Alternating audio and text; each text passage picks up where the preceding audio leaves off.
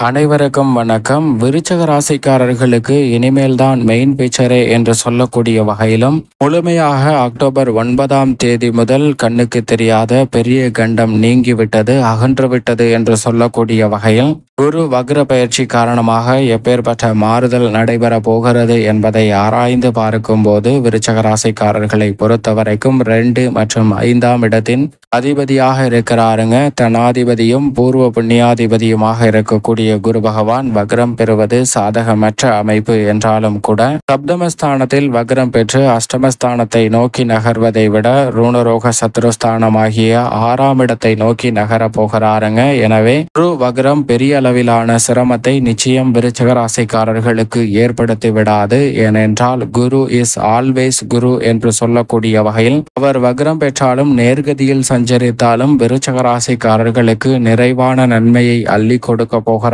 என்பதை தான் உறுதிப்படுத்துகிறார். அது மட்டுமல்லாது குரு பார்க்கின் கோடி நன்மை என்பார்கள். அப்படிப்பட்ட குருவின் சுப பார்வை மிகவும் வலுவாக ஜென்மம் 3 மற்றும் லாபஸ்தானமாகிய 11ஆம் இடத்தில் கிடைக்கிறதுங்க. குருவின் சுப பார்வை ஜென்ம ராசியில் பதிவது நிச்சயமாக வக்ரகதியில் மாறியிருந்தாலும் அமோகமான மாற்றத்தையும் வளர்ச்சியையும் விருச்சக ராசிக்காரர்களுக்கு அள்ளி கொடுக்க போகிறது என்பதை திட்டவட்டமாக உறுதிப்படுத்துகிறாருங்க. 3ஆம் இடமான தைரியஸ்தானத்தை பார்ப்பதால் எந்த காரியத்தை கையில் எடுத்தாலும் வெற்றி வாய்ப்பு நிறைவாக பெறுவதற்கான முதன்மையான யோகம் கிடைக்கிறது. லாபஸ்தானமாகிய 11ஆம் இடத்தை பார்ப்பதால் செய்யும் தொழில் மற்றும் உத்தியோகம், கலைத்துறை, அரசியல் துறை என லாபத்தை உயர்த்தி கொள்ளக்கூடிய வகையில் நல்ல வாய்ப்புகளை நிறைவாக சந்திப்பதற்கான முதன்மையான யோகம் விருச்சக ராசிக்காரர்களை தேடி வருகிறது. சரியாக பயன்படுத்தி கொள்ளுங்கள். அதோடு மட்டுமல்லாது குரு பார்க்கின் கோடி நன்மை என்று சொல்லக்கூடிய வகையில் உதாரணமாக நவகிரகங்கள் என்று சொல்லக்கூடிய 9 கிரகங்களுக்கு இடையே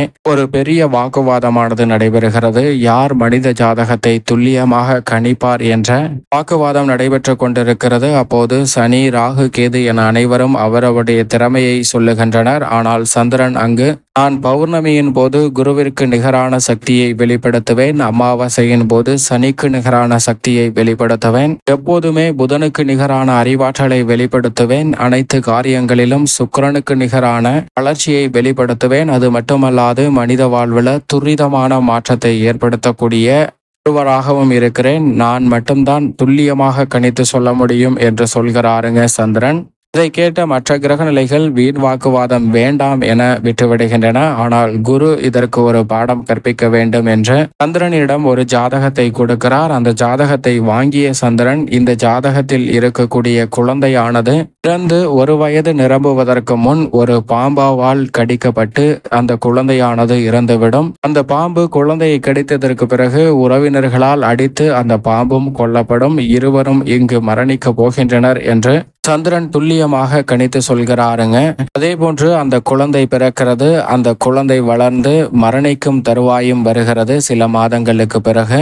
அப்போது சந்திரன் குருவிடம் வந்து வா, நான் சொன்னது சரியாக நடைபெறுகிறதா என்பதை பார்ப்போம் என்று குருவை கூப்பிட குரு வருவதற்கு மனமில்லாமல் அந்த குழந்தை இறக்க போகிறது, நீயே சென்று பார்த்து வாப்பா, நான் ஒன்றும் வரவில்லை, எனக்கு ரொம்பவும் கஷ்டமாக இருக்கிறது என்று சொல்கிறார். ஆனால் சந்திரன் மற்ற கிரகநிலைகள் என்னுடன் வாக்குவாதம் செய்யவில்லை, நீதான் என்னை நம்பவில்லை, அதனால் நீ வந்தாதான் நான் போவேன் அப்படின்னு அடம்பிடிக்கிறாருங்க சந்திரன். சரி, வேற வழியில்லாமல் சந்திரனுடன் குரு அங்கு வருகிறார். அங்கு சென்று பார்க்கும்போது அந்த குழந்தை ஒரு தொட்டிலில் தூங்கி கொண்டிருக்கிறது. அந்த குழந்தையின் வீட்டின் மேல் அருகாமையில் உள்ள மரத்தில் இருந்து ஒரு பாம்பானது விழுந்து அந்த குழந்தை தூங்கி கொண்டிருக்கக்கூடிய தொட்டிலை நோக்கி நகர்ந்து கொண்டிருக்கிறது. ஜன்னல் வழியாகவும் சிறிய துவாரத்து வழியாகவும் அந்த குழந்தையை நோக்கி அந்த பாம்பானது வந்து கொண்டிருக்கிறது. அந்த குழந்தை தொட்டில் மாட்டியிருந்த கம்பியில் அந்த பாம்பின் வால் பகுதியானது மாட்டிக்கொண்டு அந்த பாம்பானது மேலே ஊஞ்சல் ஆடுகிறது. சிறிது நேரத்தில் குழந்தையும் முழித்து மேலே பார்க்கும்போது பாம்பானது மேலே அங்கும் இங்கும் ஆடிக்கொண்டிருப்பதை பார்த்து ஏதோ விளையாட்டு ஜாமான் இருப்பது போல் அந்த குழந்தை சிரிக்க ஆரம்பிக்கிறது. அதை பார்த்த சந்திரன் குருவிடம், இன்னும் சில வினாடிகளில் மறிக்க இருக்கக்கூடிய அந்த குழந்தைக்கு எவ்வளவு ஆனந்த சிரிப்பு பார் என்று குருவிடம் சொல்ல குரு அந்த குழந்தையையும் அந்த பாம்பையும் பார்க்கிறாருங்க. அப்படி பார்க்கும்போது ஊஞ்சலாடி கொண்டிருந்த அசைந்தாடி கொண்டிருந்த அந்த பாம்பு சற்று காற்று மேலே தூக்கி அந்த பாம்பு ஜன்னலை நோக்கி நகர ஆரம்பிக்கிறது. ஜன்னல் வழியாக அந்த பாம்பு வெளியே சென்று விடுகிறது. அப்போது சந்திரனுக்கு பேரதிர்ச்சி. எப்படி இது சாத்தியமாயிற்று என்று அந்த குழந்தையின் ஜாதகத்தை எடுத்து மீண்டும் சந்திரன் அலசி பார்க்கிறார். எப்படி பார்த்தாலும் அனைத்து கட்டங்களும் அந்த குழந்தை மரணிப்பதை தான் உறுதி செய்கிறது.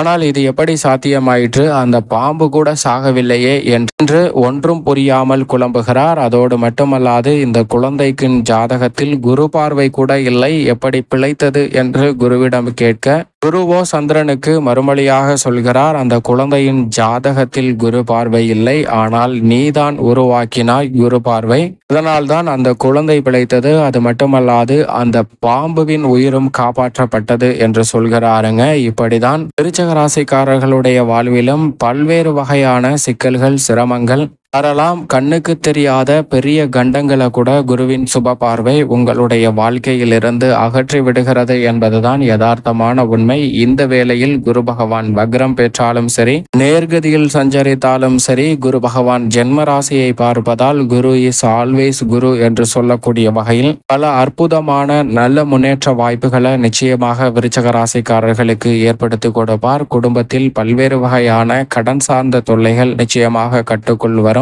எதிர்பார்க்கிறபடி திருமணம் உள்ளிட்ட பல சுப நிகழ்வுகள் இந்த தருணத்தில் மிகவும் சிறப்பாக விருச்சிக ராசிக்காரர்களுக்கு கைகூடும்.